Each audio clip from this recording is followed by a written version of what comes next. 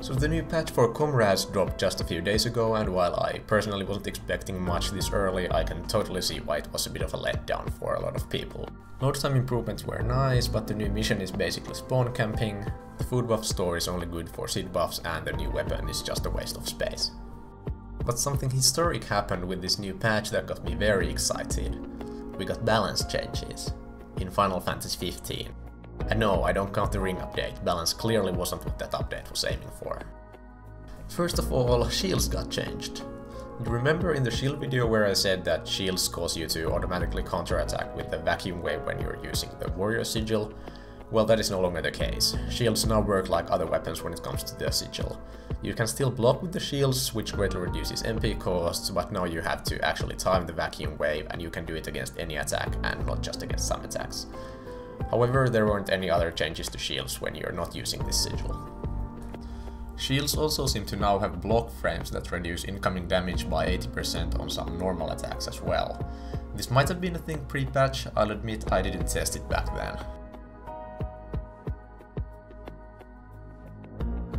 The next two changes were made to Honebami's Flash of Steel attack. Previously the shockwave it produced didn't have any hitbox and the actual sword slash just dealt damage twice. But now it's fixed where the projectile deals one hit and the sword does another. This is more of a bug fix probably, but it's still nice.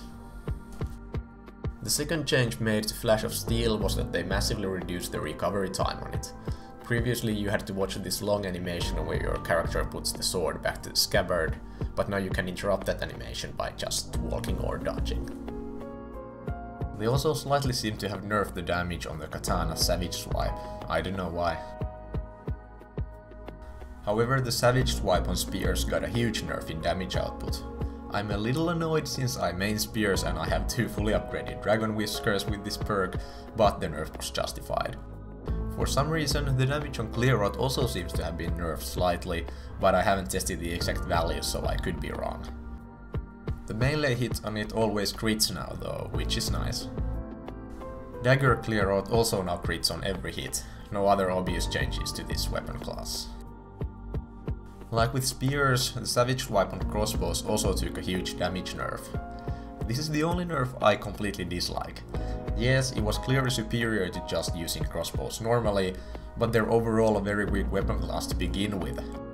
On the other hand, Clear Out got a massive damage buff, so it might actually be worth using now if you can make it hit anything.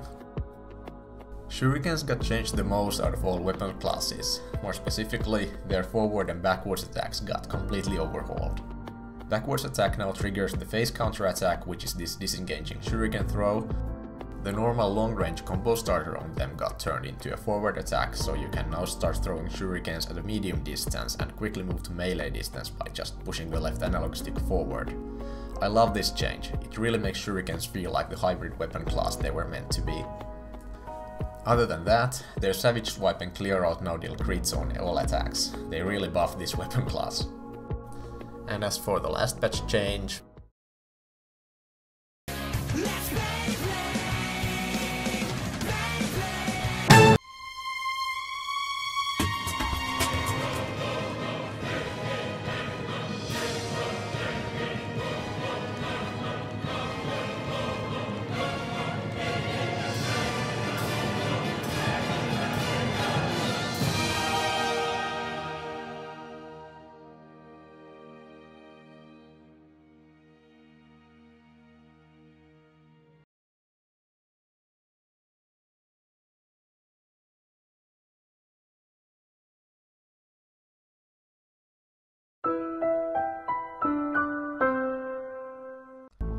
Yeah, so the spin swing got nerfed. It now takes 5 MP for every spin. This was the only change to maces that I found and the nerf was completely justified. I pretty much cheesed through half of the game with this attack with the first time I played it. And honestly, this wasn't even that big of a nerf. If you stack MP, you can still spin for pretty much forever. It's just that now it takes stat investment and that is good. That adds depth. Whatever you might think of these changes, the amazing thing still is that we got an actual balance patch, and by no means is it a small one. Ever since the Ring of the Lucia update, I kinda assume they just don't care about game balance when it comes to this game, but now they've actually shown that they're willing to put time and effort into making Comrades a better experience, and even willing to go as far as to nerf stuff. we could actually expect other changes in the future as well. Nerfs suck sometimes when they affect your favorite weapon class, but in the end, they're done for the good of the game. Like, they're actually trying to make Comrades into something other than a power trip spamfest, and I've never been more proud of them. Just Square. The next time you do this stuff, can you please give us detailed patch notes? Pretty please. I'm supposed to be the Final Fantasy 15 combat guy or whatever, but I kinda don't want to do a full moveset check every time a new patch rolls out. Even the things on this video were just things that were either very easy to notice or things that people informed me about in Discord or in the YouTube comment section. I spent on average 8 hours per video on my moveset guides, and I don't really mind that they're outdated now, but 3 of those 8 hours were spent on damage testing, which sums up to over 20 hours of work just hitting Praktuar over and over. I don't want to do it again, and certainly not every other month. So yeah, if I missed any changes, let me know in the comments. Thanks for watching and happy holidays. Peace.